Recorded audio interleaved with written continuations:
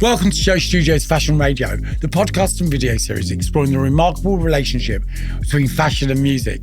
Every week, we will be joined by fashion's biggest names and the talent of tomorrow as they share their 10 life-defining tunes and the stories behind them. I'm your host, DJ Fat Tony, and today's gorgeous guest is a model and an activist who made history in 2017 as the first transgender woman to be the face of L'Oreal. From there, her majestic mark has landed on the covers of Time in 2020 as one of their next generation leaders, and British Vogue's August 2022 Pride issue. It's the always transcendent trailblazer, Munroe Bergdorf. Hey, I'm DJ Fat Tony, and you're listening to Fashion Radio on Show Studio. And today I'm really excited, really excited. We've got an incredible guest. I've got a CV in front of me, which I love to call it a CV. It's actually, Show Studio give you these bits of paper that tell you everyone's life story. And this one is English model, activist, television and podcast host, and contributing editor of British Vogue. Pretty big stuff, right? Thank you. Munroe Bergdorf, welcome.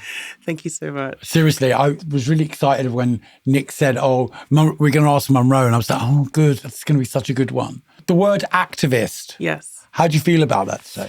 You know what? I used to kind of really push against it because I was like, what I'm doing is just what everybody should be doing. But I think I've come to embrace it because activism is a factor in everything that I do. I don't usually get the luxury of not being an activist. Yeah. So do you know what I mean? But I embrace it, but I'm trying to do things within, the entertainment space that have nothing to do with activism, because I think that that's really the next frontier is, trans people being on TV or in the music industry or in fashion without having to have their transness or their identity as the main focus. But yeah, it is a big factor in my journey. Because up till this point, it really is a big, when anyone trans does anything, the first word that comes into it is trans. And it doesn't need to be that way because you're Munroe Bergdorf. Right. I know your backstory. Most people know your backstory, but we don't really need to discuss your backstory constantly to make you Munroe Bergdorf. Yeah. There's more to Monroe than being trans. Yeah, for sure. And I think a lot of people can't see past that, which is why we get so stuck. Why it's so important, yeah. Exactly. It's also why so many people can't really see past the trans thing. Yeah. Because they get so kind of stuck on that is the entirety of that human being, but it's just like a small part. I feel like we are in such a transformative time where, there's like Kim Petras doing music. Amazing. There's Laverne Cox. Yeah.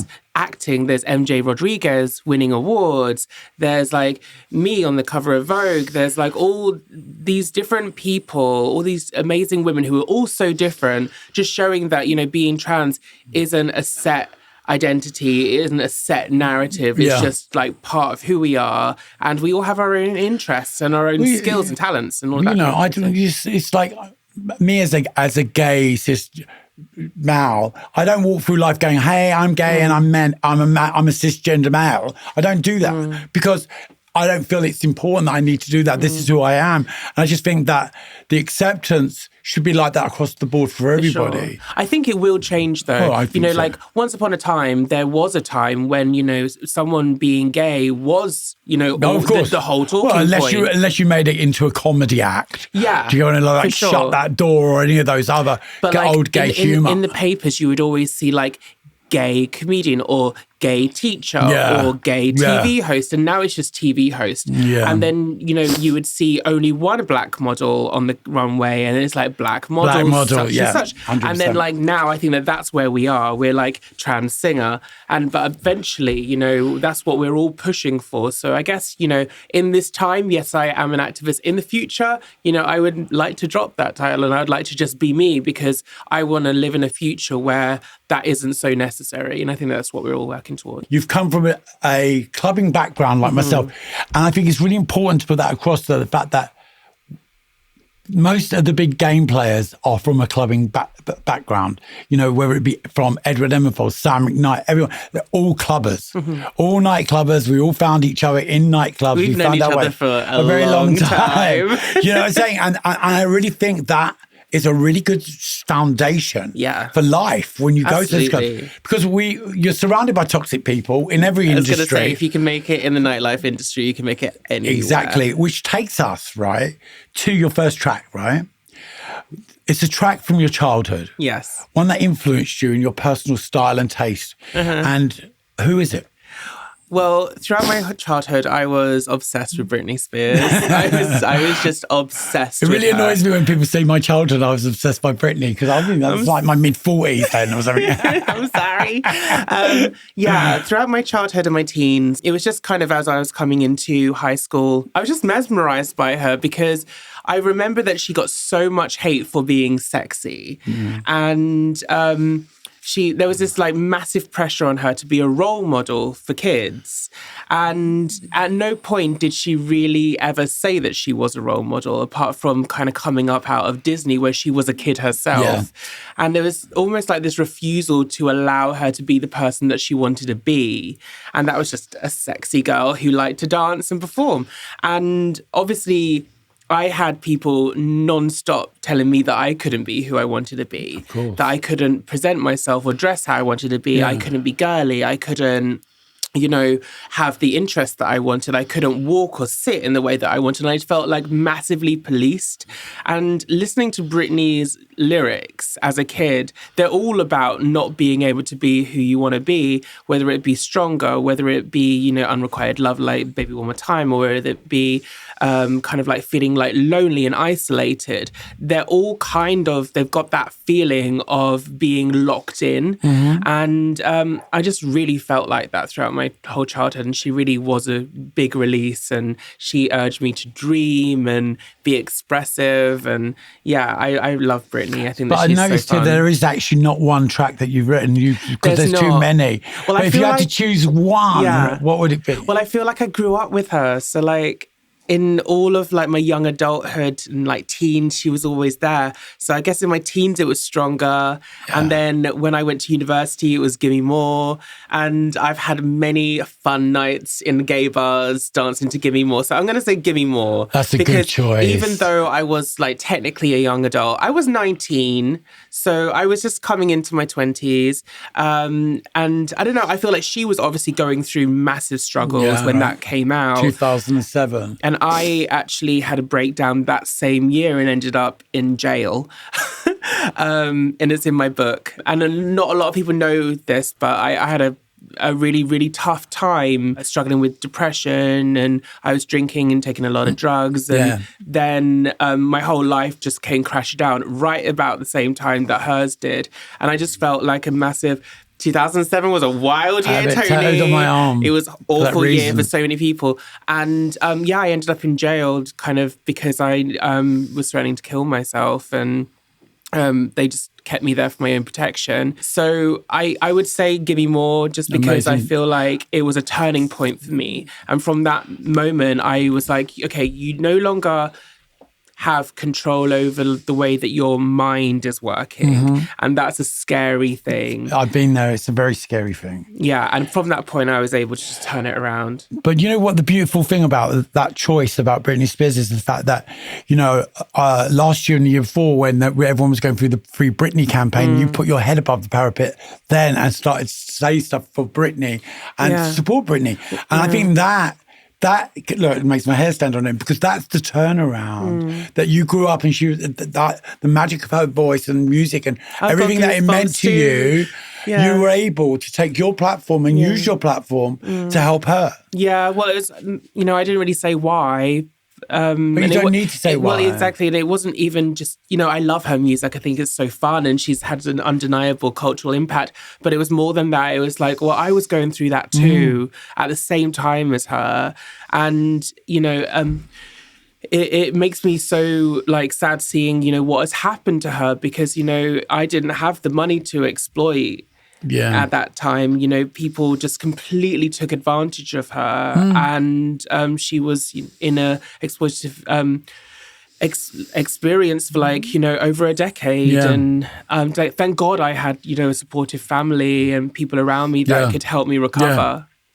And you hit the nail on the head, that word recover. It's a big one. It's a big, we're so blessed when we have that and we're given that, because so many people don't. And as we started this conversation with the word activism, that's not activism, that's support and that's love. And you've shown that. Yeah. And sometimes I read things that you say and I see why you're saying it, and I just think, good on her. Do you know what I mean? It's Thanks, good. babe. It's a really amazing thing to use your platform in such a way of good, because a lot of people use platforms in such a bad way, and they want to drag people down. They don't want to lift people up and show support and love. Yeah, I mean, it hasn't always been that way. I think, hurt people really do hurt people. We do. And I think that... And I'll put myself in there. We do. Yeah, That's I mean, what I have, been in the position of using my platform to cancel people and call people out. And it's almost like it absolves you from recognizing that you also need to do your own work. 100%. It's a smoke screen. We use that. We use that stuff. I've been in it. I've said stuff in the past when you put stuff on Twitter. I've commented and put stuff, and I'll own it. And at the time, I put that stuff. I said that stuff. Oh, I forgot when we fell out. No, I say that stuff because I didn't understand where you come from, and so I will see it because I'm hurting. Like as you just said, people hurt. That's what we do. I think when you just come to a place of acceptance, you actually just realise that not everybody always functions in their best moments. No, they don't, and they are moments. Exactly, there are moments, and I'll have moments in the future. And I think I just want people to, extend that grace to me in those moments, and I'll do the same to them. I think 100%. that's all you can do. Life's hard enough. Amen.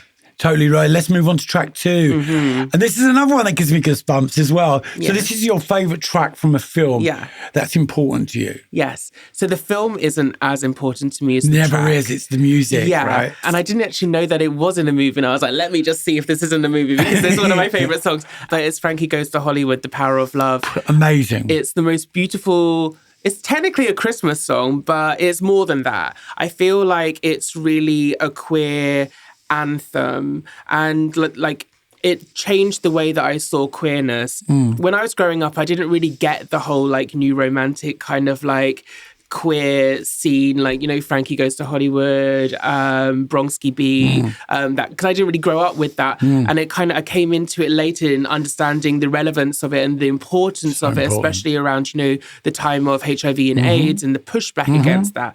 And I think The Power of Love really helped me with my internalized homophobia when I was younger, to understand that queerness is love. And yes, it's sex. Yes, it's, hedonism and, all of the naughty things. But it's also just at its very root love. It's self-love. It's it's the pursuit of happiness and living in a way that is real.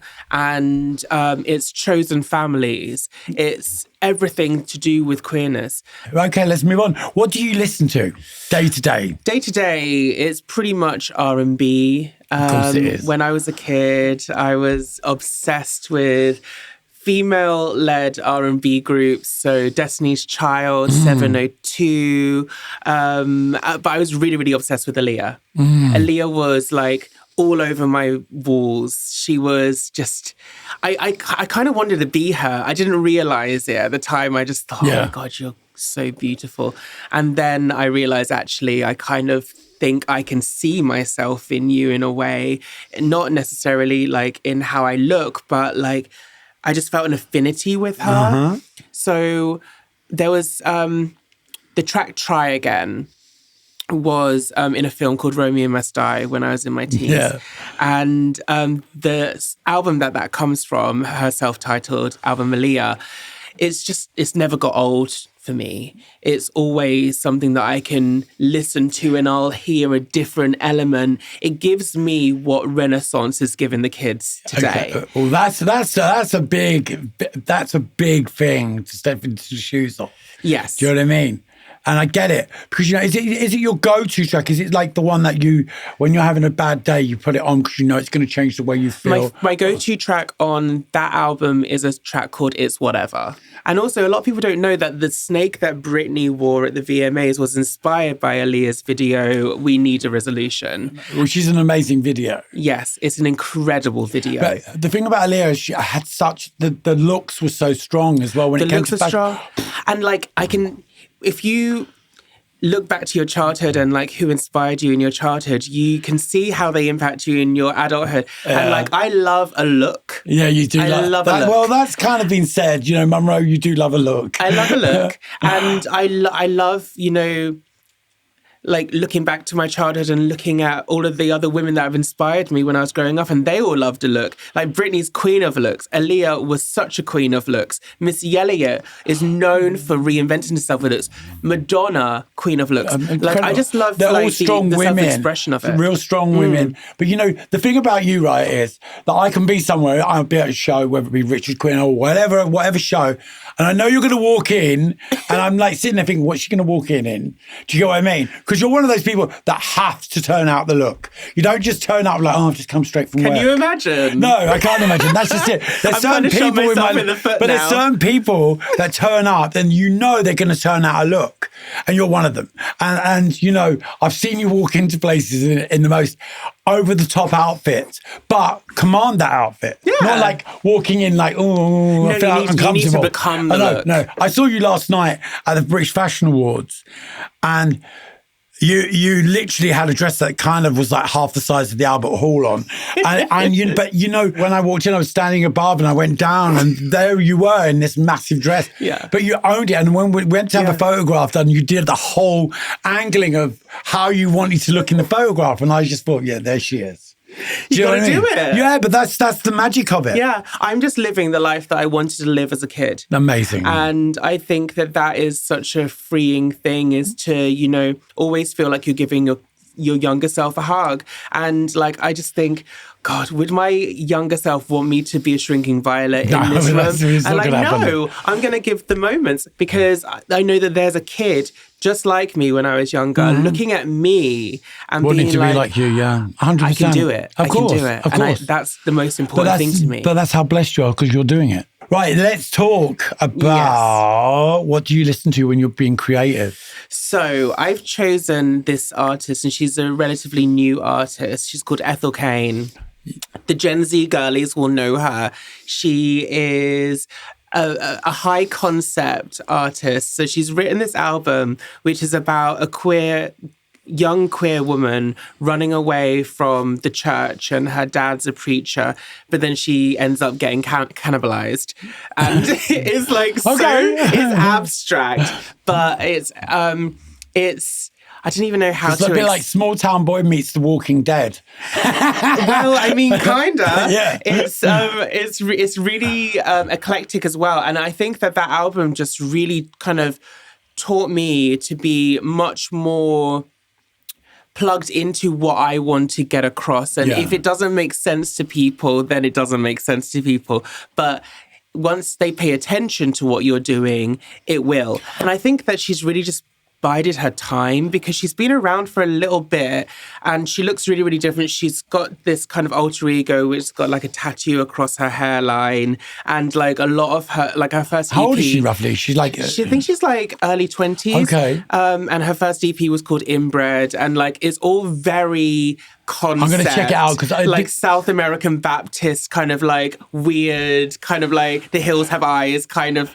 So is she American? She's American. Okay. And she's just so incredibly talented. And like, I think now music is really shifting into this kind of like high concept weirdo kind of sphere. And I'm loving it. Yeah. Like seeing Doja Cat just kind of be like, I'm not going to do this anymore. No, I'm going to be punk. I'm going to shave my head. I'm going to do, pull weird faces on the cover of Dazed. And like, some people don't get it. She's an undeniable talent. And I think that she is a visionary. And I'm really excited to see what she does next, because I feel like there has been an element of game playing, and we all need to play the game at some point. Yeah, of course we do. Because when you're coming into an industry and you've got people that are investing in you, you've got, numbers that you need to hit. Yeah. But I think there always comes a time in every single artist's life where they're like, screw that, I'm going to do exactly what I want. And I'm really looking forward to that era with Doja. The way I look at it is like, you don't show the doorman the bomb before you plant it.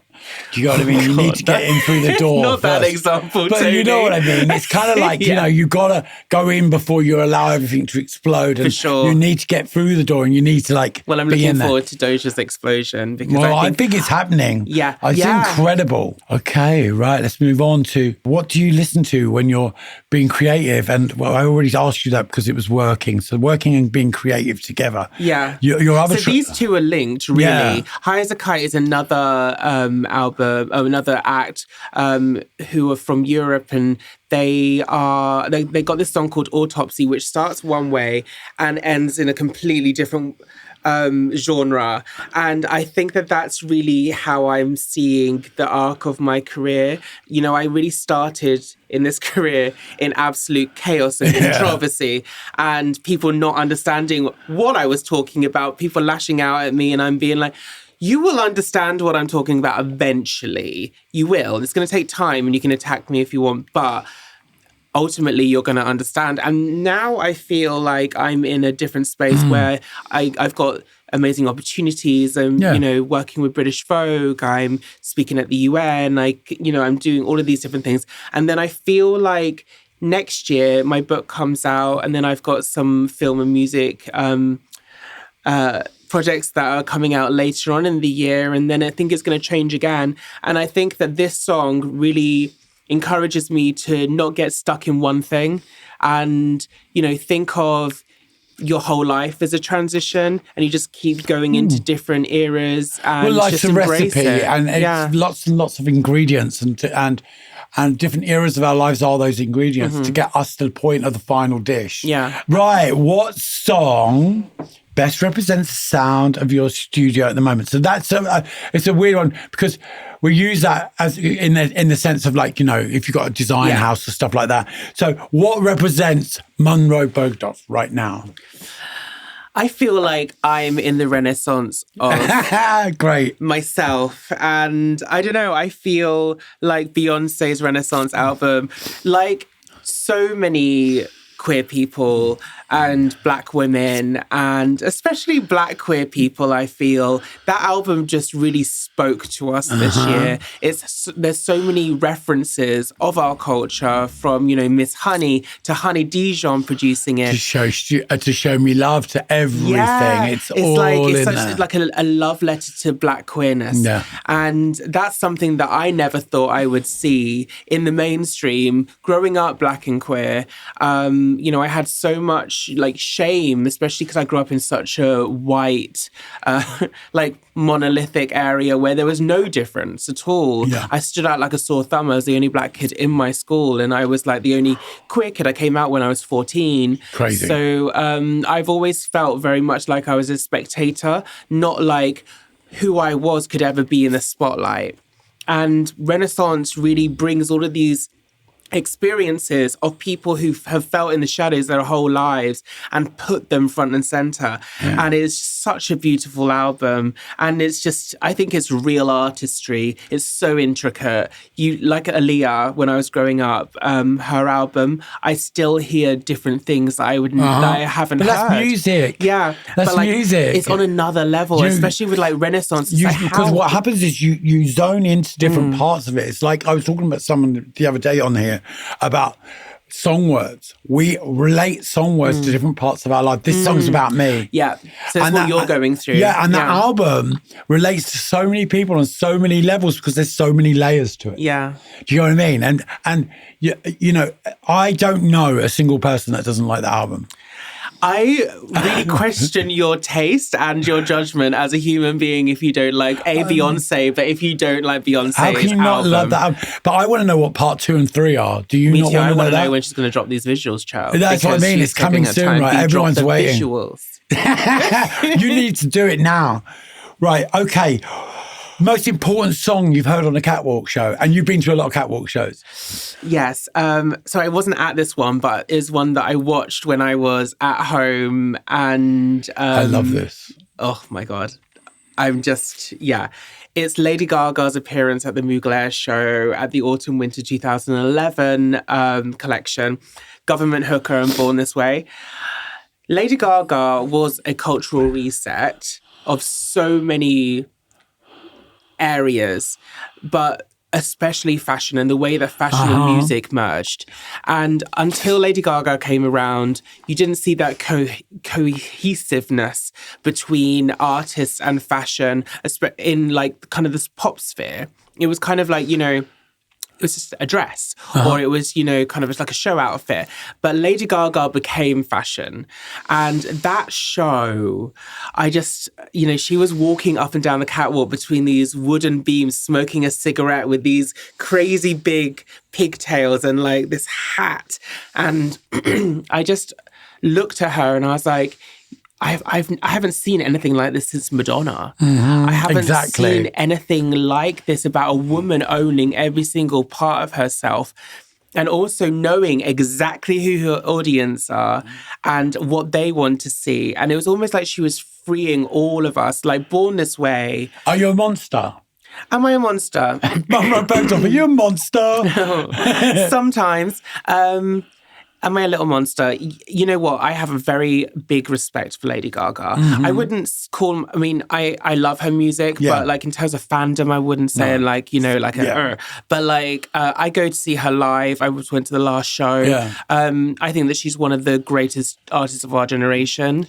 So I have a real respect and love for her, yes. And I love the fact that you brought Madonna into the equation as well, because Madonna is the master of that era, and Gaga is the master of this era in that sense, because they take basic stuff and turn it on the head and make it into something so incredible and mind-blowing that you just think, hey, I can do that. Yeah. I can do that. You know what? I think it's lovely to see the baton passing between female 100%. musicians. And I feel like Lady Gaga and Britney, I feel like... all Madonna, three of them, though. Yeah, for sure. But I feel like Lady Gaga was an amalgamation of the inspiration of like Madonna and Britney in the way that she references and the way that she doesn't reference and the way that she just inspires people.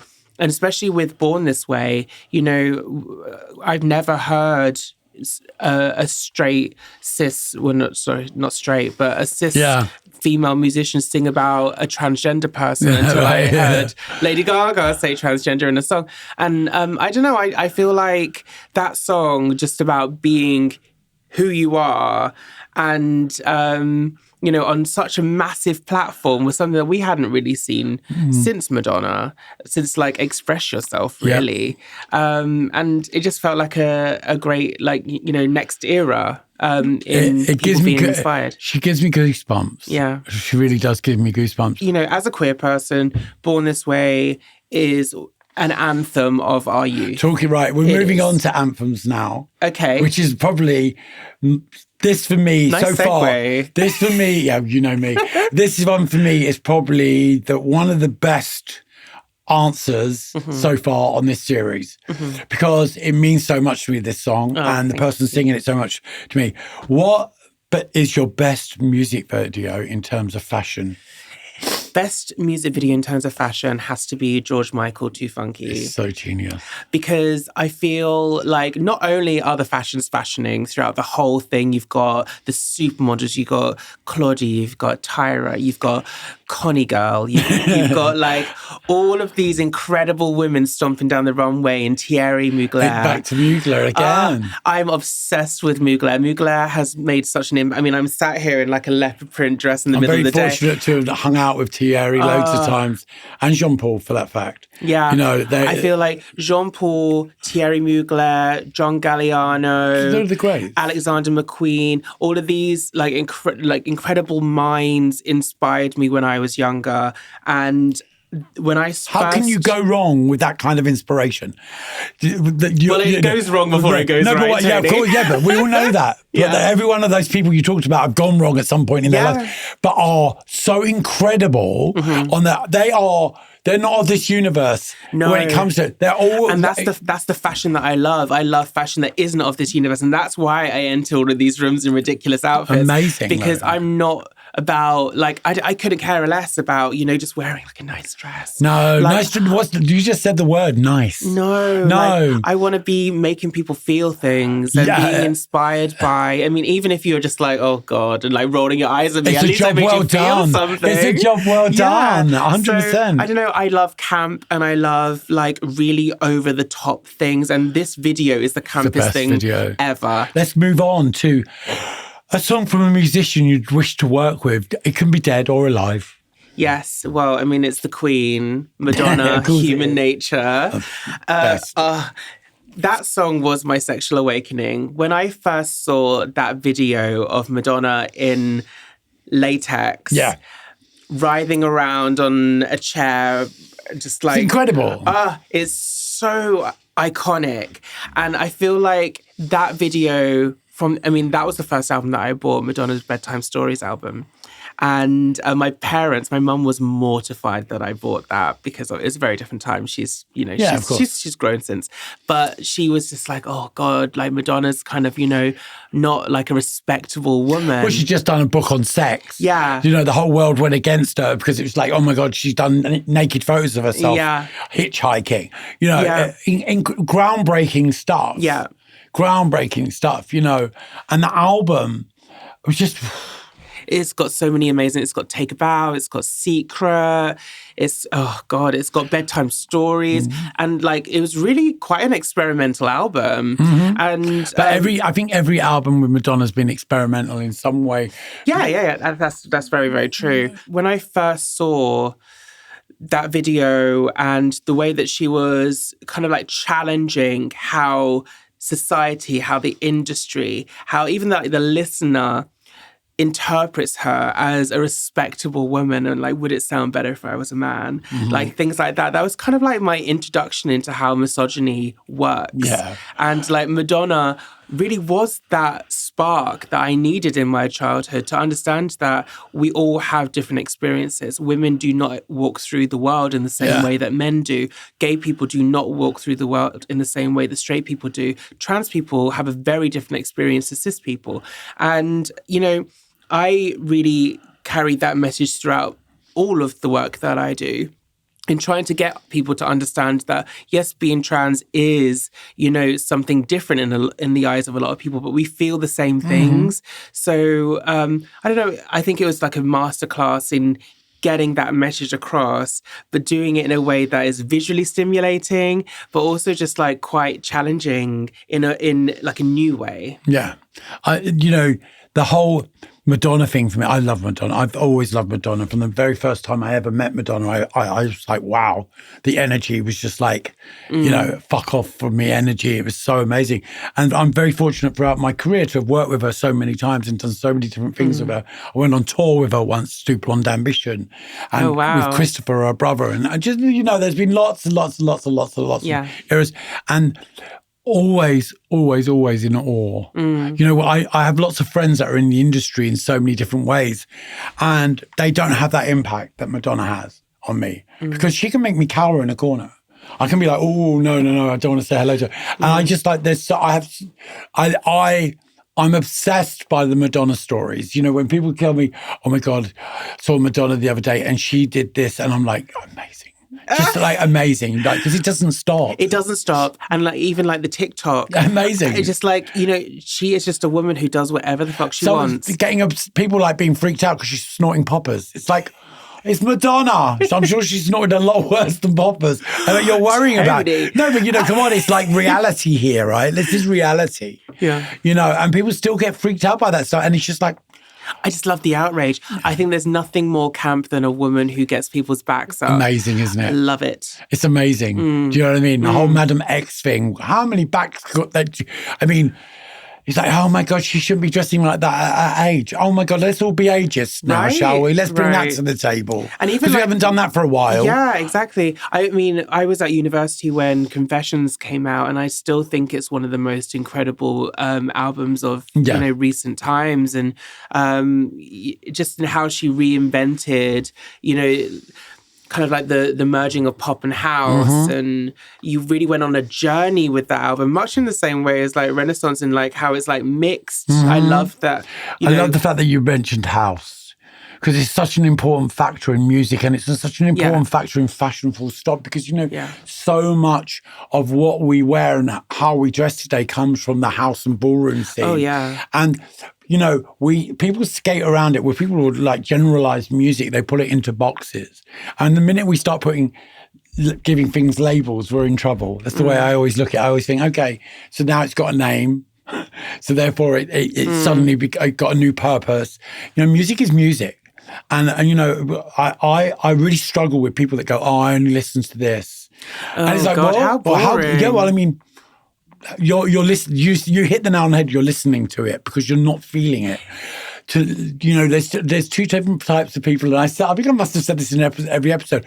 There's people that listen to music, and there's people that feel music. Yeah. What you've described about the Renaissance and about Madonna and about Gaga and about Britney are all feelings, and that's something that people don't get. Do you get what I'm saying to really identify with something? You have to feel it. Yeah. You have to feel that emotion. You have to feel that energy, and as you said, you discover new parts to it every time you listen to those tracks.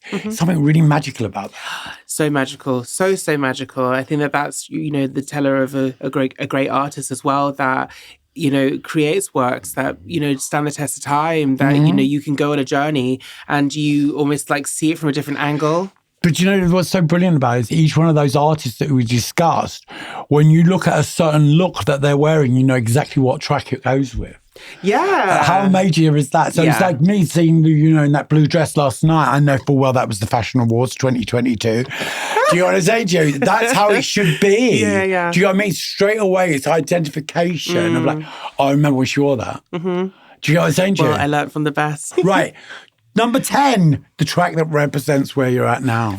So I've said Azealia Banks, New Bodega, because I love Azealia Banks, my problematic queen. She, much like Madonna, I think she really highlights the difference in treatment between men and women. Yeah. Obviously, a lot of what she has said in the past has been problematic, but, men in the same position as her have said has said far worse, and gotten away with it. Not only gotten away with it, but excelled and been massively celebrated, sold millions of records. And Azealia Banks does an interview, and the only thing that they can't play 212 anymore. Well, the only thing that they can talk to her is either like kind of that she's either homophobic or that she makes music for gays, and it's like people just want to put her in a devil or labeling it again, labeling it. Yeah, and I don't know. I think that she really is one of the most talented rappers of my generation, and I love her so much. And she's got a new song called New Bodega, and she just released it for free. She's like, I'm not going to make any music off this anyway, so you guys might as well have it for free. No money, Streaming services don't pay me, so just have it. And it's probably one of the best songs that she's released in recent times. And I think the fact that she just gave it out for free, I guess that just really spoke to me, because it's like just made me think about, artistic integrity. And it is all about the music for her. And it's not about being liked. Yeah. It's not about people, her desire for people to understand her. It's about the music. It's about the fact that she's a talented musician. And she's an artist. Yeah. And that's the art of what we do. And she makes people feel things. Yeah. Right. Whether or not that's anger, whether or not that's, confusion, or if it's just pure euphoria, because like her songs are undeniably incredible. And the way that she understands Black gay culture is on another level. Yeah. I mean, these are like, again, it's house mixed with rap, mixed with hip hop, mixed with ballroom. It's like a sound that is, I mean, she was doing a lot of the sounds of Beyoncé's Renaissance 10 years ago. Yeah. And I think that it's just really amazing to see her not only stand the test of time, but just release consistently amazing music. And also just, whatever she's had thrown at her, she bounces on. And she bounces on higher each time. Definitely. Do you know what I mean? The harder you throw a bullseye, Arlene, the higher it goes. I'm really glad you came in today, Monroe. Thank you so much for having me. Oh, come on. It's been a real pleasure. And, long may you reign. Oh, thank you. And you too.